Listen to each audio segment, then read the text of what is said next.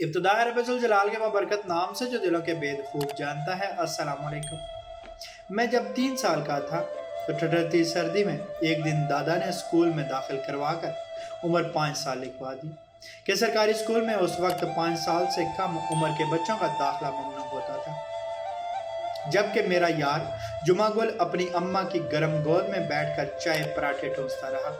मैं टाट पर बैठकर सुबह से दोपहर तक अलिफ से अल्लाह और बे से बकरी के राग अलापता रहा और जुमा गुल गले में गुलेल डालकर गांव के दरख्तों में परिंदे मारता रहा।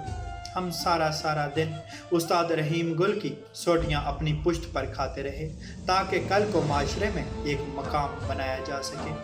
और जुमा गुल अपने बाप के कंधे पर बैठकर गांव के मेले लूटता रहा। हम स्कूल से छुट्टी होने के बाद गंदम की कटाइयों में अम्मा का हाथ बटाते रहे और जुमा गुल खेत की मुंडेर पर बैठकर जवानी के गीत गाता रहा। हम जब आंसू भरी आंखों से जुमा गुल की तरफ देखते तो दिल का हाल जानकर अम्मा बोलती, बेटा तुम एक दिन बड़ा अफसर बनेगा और जुमा गुल जैसे लोग तेरे नौकर बनेंगे।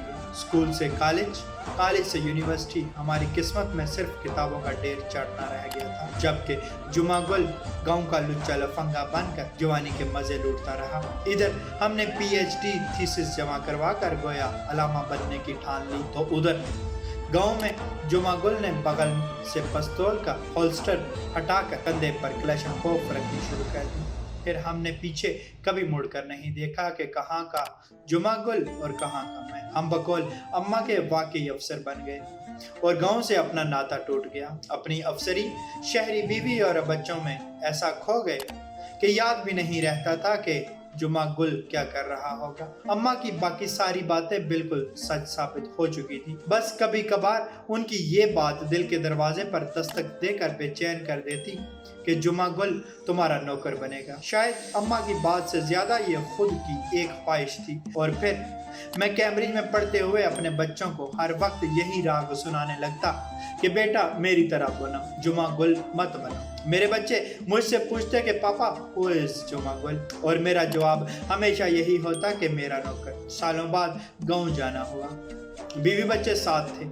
गांव भी फैलकर जैसे छोटा सा शहर बन गया हो। काफी लोग अब अजनबी थे मेरे लिए। एक दिन पैगाम आया कि जुमा गुल नामी बंदे ने अहले खाना समेत दावत पर बुलाया है। मेरे अंदर एक कमीनी सी खुशी दर आई कि जुमा गुल को दिखाऊंगा कि पढ़ाई लिखाई और उस्ताद रहीम दाद की सोटियों ने मुझे कहां से कहां तक पहुंचा दिया और वो सदा का लुच्चा लफंगा आज भी 2 वक्त की रोटी के लिए मर रहा है। बेगम को ताकीद की कि 5000 उसकी बीवी को थमा देना। रात को अपनी 4000 सीसी गाड़ी में बैठकर जुमा गुल के घर जा पहुंचा तो सन्नाटे में आ गया। शहर में 300 गज बंगले वाला अफसर 4000 गज के बंगले को देखकर दांतों में उंगलियां चुबाते रह गया, जिस पर जुमा गुल पैलेस का नेम प्लेट उसका मुंह चढ़ा रहा था। बंगले के अंदर 4 V8 लैंड क्रूजर एक शान से खड़ी थी।